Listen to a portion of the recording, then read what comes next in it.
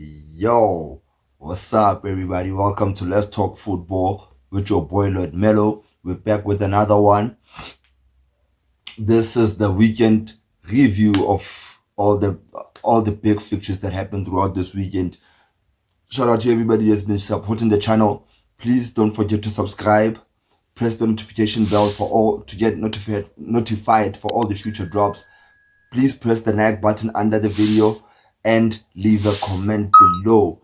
Shout out to everybody that's been supporting. We see that the channel is growing a bit slower, but hey man, shout out to you for viewing this.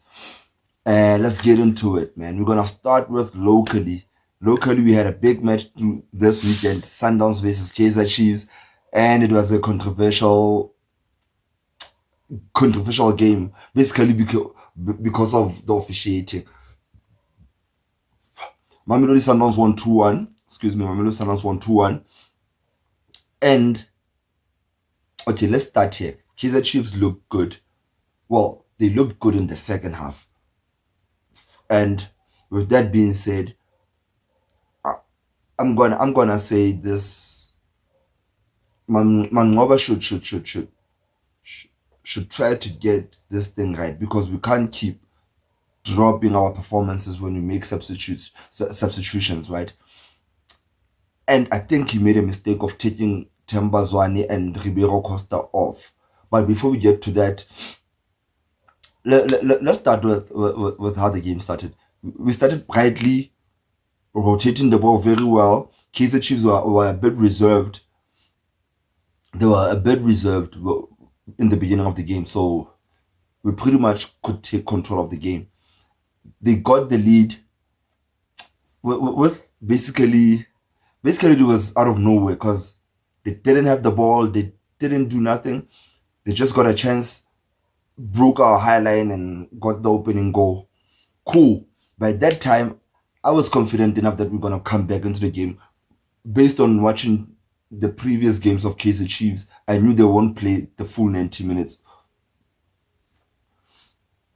Okay, after that, we had Ribeiro Costa equalize for Mamelodi Sundowns with Tajrik Matthews bafethu just tara.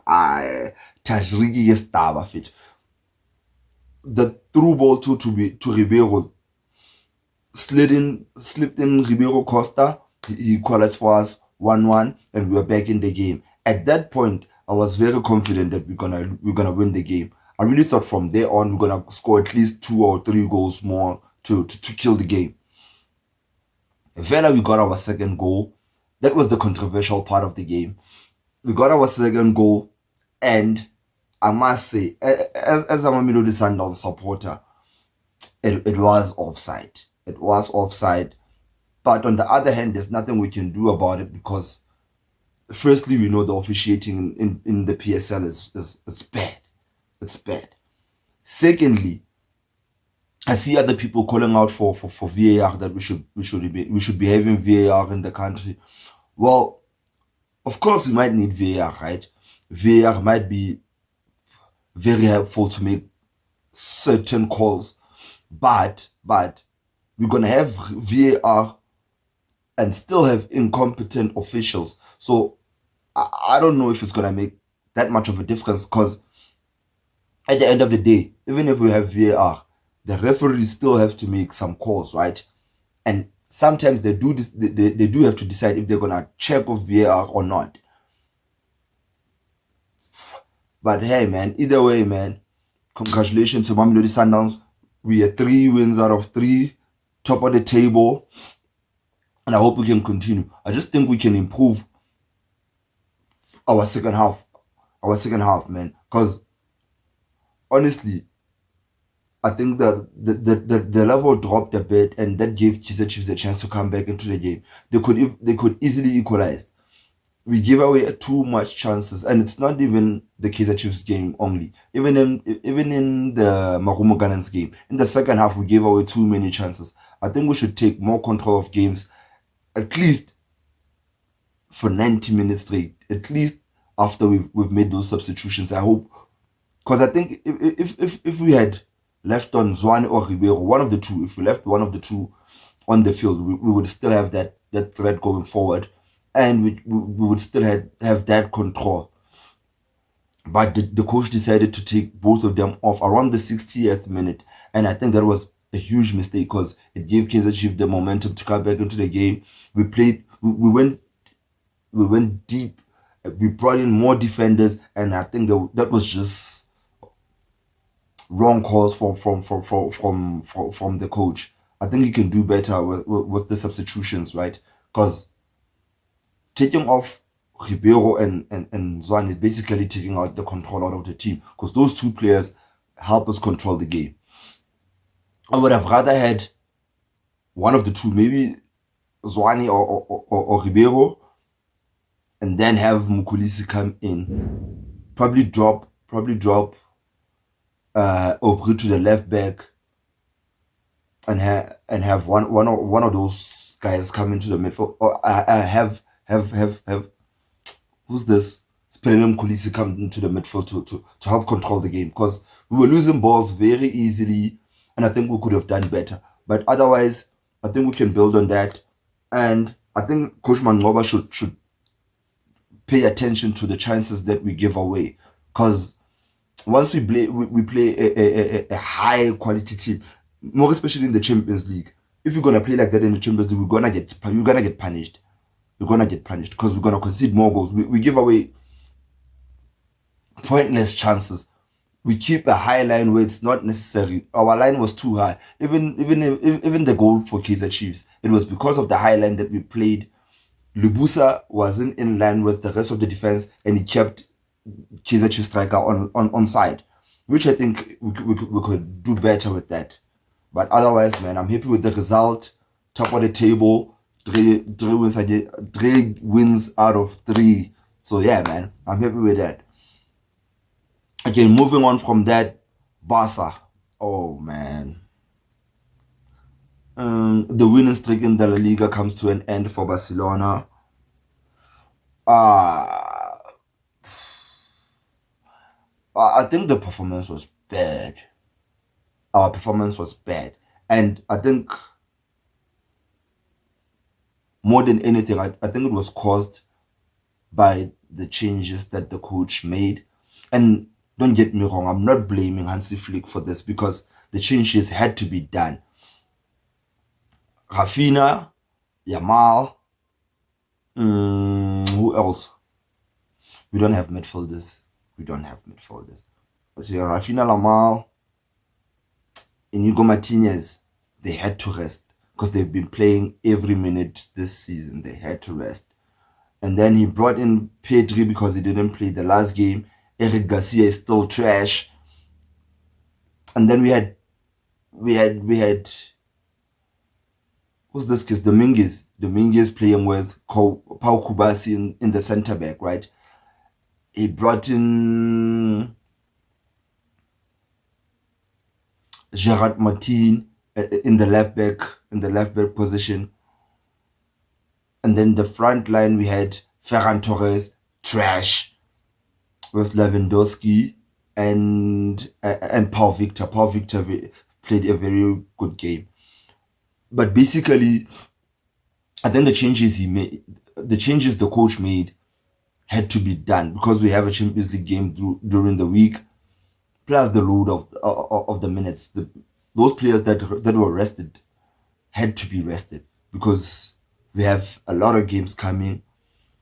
The squad depth is not that much. At least we're gonna be having Gavi and De Jong coming back into the squad probably after the international break.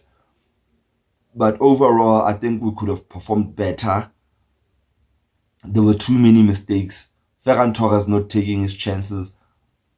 I just think that if we had a fully fit Barca, that would be an easy game for us. That would be an easy game for us. But I'll take the loss because we had to rotate so that we can win the Champions League, so that we can have a strong squad and try to win the Champions League game during the week, right? So with that loss, hey man, I'm kind of understanding about it. And here's an advantage to that. Madrid played to a draw. So Real Madrid and Atletico Madrid played to a draw after our loss. So they probably they just gained a point. So we still top of the table with 3 points. And yeah, man, forward we go. The Madrid derby was I think it was a cagey game. No, those teams weren't giving out much for each other. They played a very cagey game, and it ended in a 1-1 draw. And yeah, man, not much to say about that game because it wasn't entertaining. It wasn't entertaining. Atletico got a stoppage time equalizer.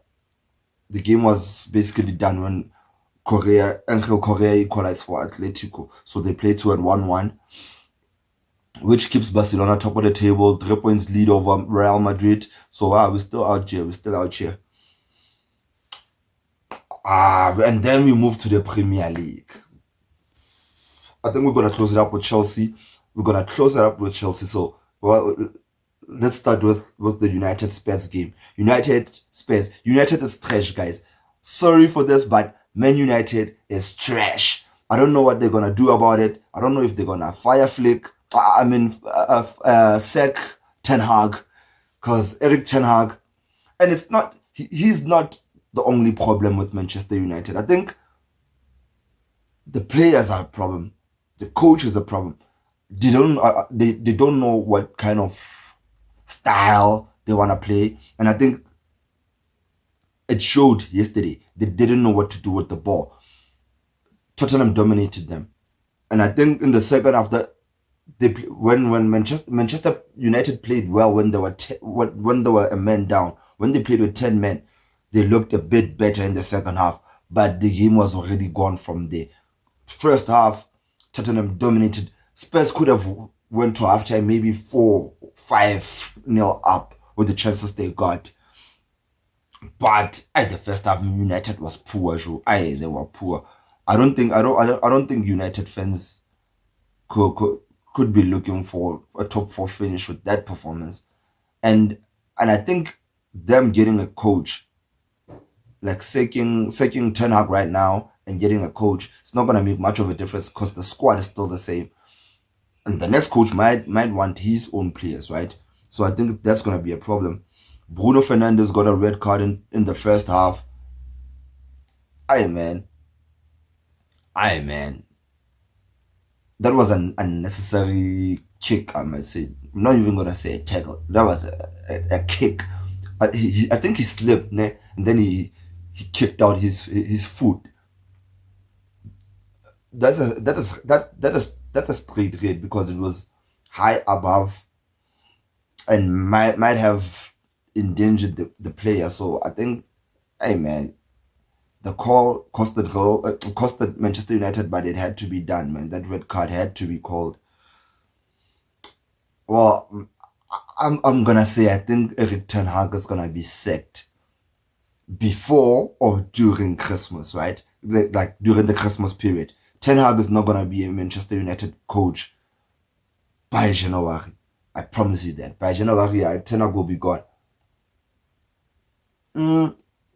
Let's move on to Chelsea. Up the Chelsea. Come on, Chelsea. Move on to Chelsea. Oh man, Maresca ball is clicking. Chelsea won 4-2 against Brighton this weekend. Our first home win in the Premier League. And yeah, man, we look good. I'm gonna start by... Okay, let me start with the negative, and then I'll finish off with the positive. The negative was conceding the 2 goals, and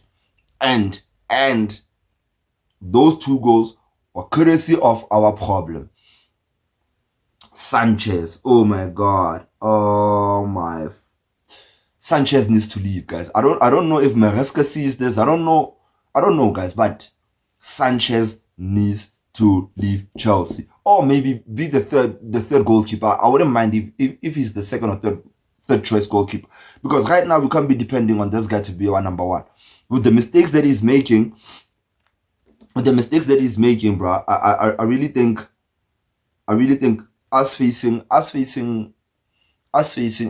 a much more dangerous team. For example, we're playing Liverpool after the international break, right? If he's gonna make those same mistakes that he's making against Brighton, we're gonna get battered. We can't be depending on our team to score 4 goals and conceding 2 so we can win 4-2, or maybe scoring 6, conceding 3 so we can win 6-3. We can't be depending on that, because we can't be scoring those goals every game. Some games we're gonna be leading maybe 1-0 or 2-1, and we're gonna have to be focused. We're gonna have to keep the scoreline as is. And then if Sanchez is gonna be doing those kind of mistakes, we're gonna suffer. So I hope Maresca does something about it, or maybe Sanchez switches on and improves, man. Because so far I think he's the weakest link in the team. Okay, moving on from Sanchez, Jackson. Jackson had a good game. Don't get me wrong. Jackson had a good game. Assisted goal Palmer in his first goal, but I think he should start acting like a top striker. If not, he's gonna cost us, because Jackson gets chances, bro. Chelsea creates chances. Attacking, we look good. We create chances, and we need somebody who's gonna finish those chances. On a good day, we could have won 8. On a good day, I promise we could have won 8. 8-2 on a good day. If Jackson took because I think at some points he hesitates to take shots, where a lethal striker like Victor Osimhen that we wanted to sign before the window closed. If you had a lethal striker like Osimhen, for example, he could have banged a brace or even maybe a hat-trick yesterday on the weekend, right? But hey, luckily we have Cole Palmer. Luckily we have cold Palmer. Cole is too cold, guys. Is Cole Palmer the best player in the world at the moment, guys? That might be the argument. Cole Palmer might be the best player in the world right now. His numbers are speaking for him. The performance is speaking for him. Cole Palmer scored 4 goals in the first half. He's the first Premier League player to do that, bruh. So, man, I'm happy with Chelsea. Like the performance, I'm happy. We have Lavia back. Malo Gusto is back. He started the game this weekend. Overall, man, I think we're great. The subs that the coach made, bringing on Lavia in the last 10 minutes was good, so he can get some minutes. Bringing on Nkunku for Jackson, that was a good sub, and I'm hoping that if Jackson continues like this, Nkunku is gonna be our out and out number 9. He's gonna be our striker, because Nkunku can bang in goals. Give him a chance, he's gonna bang in a goal. Unfortunately, he was in late and the game was wrapped up already because we were 4-2 up. So it was just a matter of finishing off the game. Overall, man, I'm happy with Chelsea, and I hope we continue this winning form. We in the top 4 at the moment. I think we're 2 points from the top, 2 points behind Liverpool, who are the league leaders right now. Manchester City dropped points with a draw. Arsenal won their game. Well, 2 last-minute goals. So far, we have Liverpool, Arsenal, City, and Chelsea in the top 4. I hope we maintain the winning form so we can stay in the top 4. I think that's it for me, guys. That's our weekend review, and I'll be back with another video probably during the week, because I think we have Champions League football this week. Might be dropping on Thursday and on Thursday, right? And then we'll do the preview for the weekend, for the weekend fixtures, right? Thank you for watching. Shout out to everybody that's been supporting the channel. Please don't forget to subscribe, like, comment, and man, share with the friends, man. We out.